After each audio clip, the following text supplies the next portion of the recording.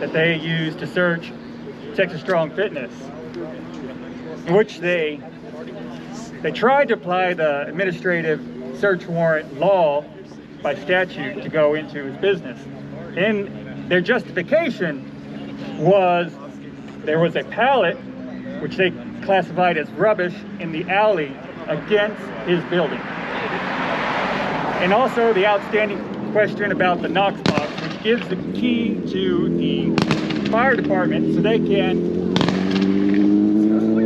enter into this business in the event of an emergency, which is an open question about being constitutional. But as to the rubbish code, the chief's opinion was that any evidence of a code violation outside his business allowed them to go inside his business or into neighboring businesses to search for additional code violations. Those are blanks. Those are, who knows? That's the VFW. And who knows? Who So checked? same case could be made that if a business had grass growing in their yard They probably have and grew too long, the VFW. they want to say gives them justification to go inside and search your business for code violations.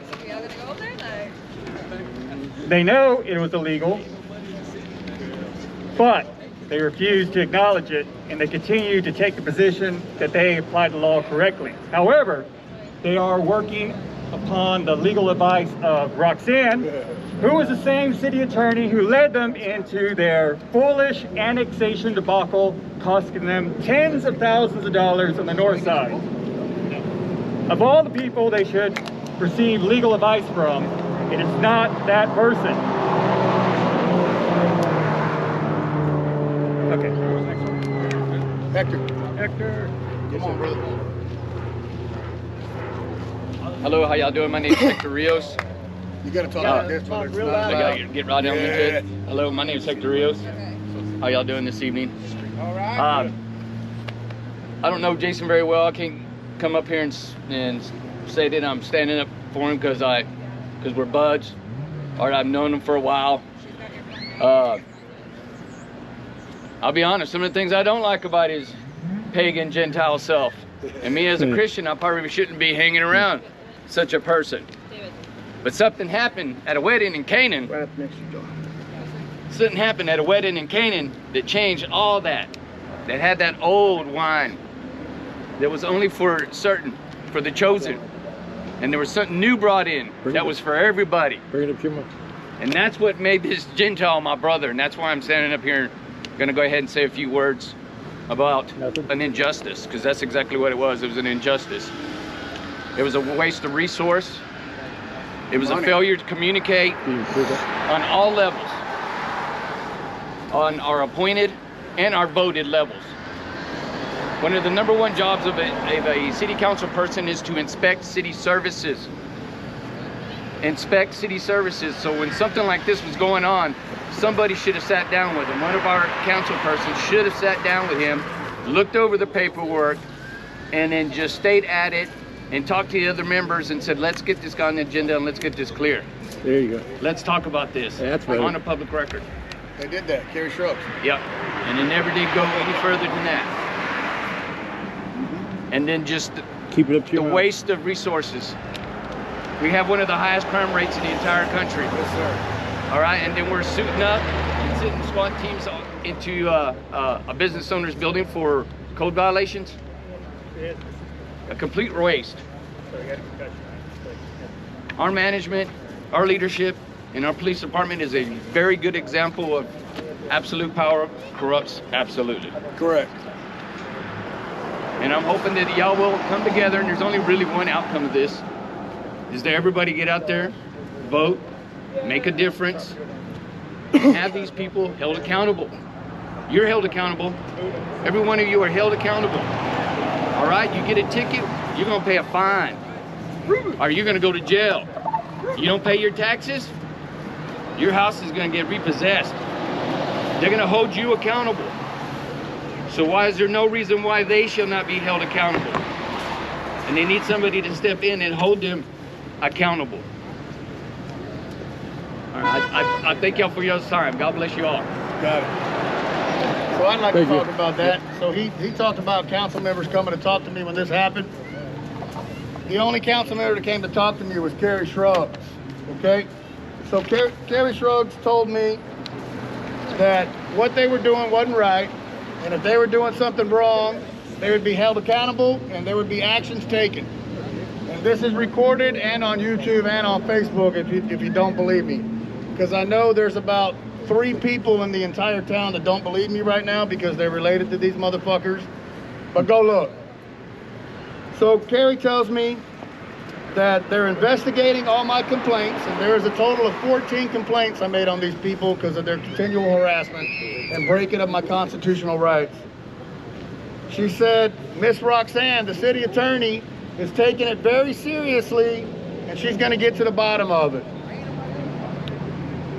Here's where she said, Carrie said if our guys, meaning city employees, did anything illegal, she would expose it. Never happened. Carrie said her and Roxanne's biggest concern over them coming into my building was 4th Amendment rights violation, but she worded it as criminal trespassing, which is the same thing. So her and Roxanne were definitely talking about it.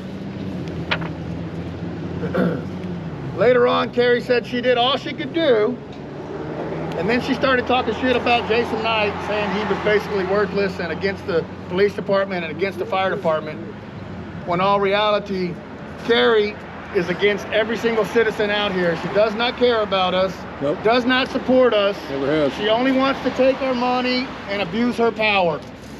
If not, she would have stepped up and corrected the situation and did something about it, and she did not.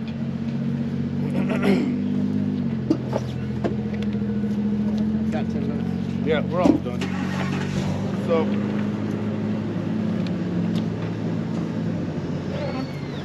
So he talked about the warrant, and I'd like to talk a little bit about that too. Corey Elrod came to my gym on June 16th. This is before my court date with Roxanne. So my court date with Roxanne was 3 days after this, right? And with Roxanne, the code violation was thrown out of court. They sent Corey to my building 3 days before to harass me no matter what happened in court. And then when he came out there, he said he found a rubbish code violation, which wasn't true. They never wrote me up for it because it did not exist. And they came in for the knockbox. Now, the knockbox is against our constitutional rights. You have the right to secure your property. If you give them a key to your building, you no longer secure your property. And I've noticed, I was the first person they harassed with that. The only knockbox in town was that Civic Center. And now they have them sporadically. New businesses may or may not have them. It's very disappointing that businesses in our town would allow the government to have a key to their building. You just threw away your rights. They're gone. They can come in your building whenever they want to. With that said, when he came out on June 16th, there was 2 citations he was supposed to give me. The way the charter works is that if they come out and find a code violation, they have to verbally tell you they have one, they have to write you a code violation, or they have to subpoena you to court. 13 days went by, they never did that. So they broke their chain of command, and remember, charter is law. So they broke their own law to come out and harass me. And they used those same 2 code violations to bring in a warrant to my property. With that said, the 2 code violations were outside my property. If you have an ounce of weed laying outside your car, they cannot search your car. It's illegal. Do you follow me? They can't do that. They did it anyway, and I told Blanchard, I see you. I told you they were wrong, and you can't come to my building, and you forced your way anyway. You basically told me if I didn't let you in, you were gonna force my door open. Yet you want a key to my building for what? If you can just force my door open, you don't need a key to my building. They never wrote me up on the rubbish code. The knockbox, Chief Kelly, on camera, on YouTube, you can watch it, said that the knockbox is against the Constitution. So if the knockbox is against the Constitution and the rubbish code never existed, how the fuck did they get in my property? They trespassed. They broke the law. And if you really want to get deep on these guys, I got all the data. Chief Kelly falsifies government documents. I've got his inspections, he falsifies them. Chief Borrego falsifies documents. I have the data. Hey cops, do your fucking job and arrest the people that are breaking the law. I know y'all can hear me. If you want the data, I have it right here. Fuck your boss, do the right thing. Fucking motherfuckers. No, they won't. They're all scared to lose their goddamn job instead of fighting for the Constitution, what you took an oath to do. Every single one of y'all did. Y'all want to be men? Come talk to me. I'll give you the data. Go arrest the criminals, including your boss, who I have on perjury on these fucking documents. Y'all are pathetic and worthless. Get your ass up and do the right thing. Ready? Close it? Close it. I can't talk about close it. Unless you want to talk. Oh, you can't, huh? Police can't talk. You want to talk, Robbie? All right. All right, with that said, we're going to go ahead and wrap things up. I want to say thank you to everybody that showed up. Friends, family, patriots. Okay? We don't wear these labels lightly. And whenever it comes to hostility, we will stand in the way of barbarism, and we will stand in the way of tyranny, regardless if it's with a badge or not. We're here to stand for our rights and what we believe in. So thank you everybody for showing up. Thank you for all your support. All of this will be posted online, and we want to make sure that we make a lot of noise. Share it.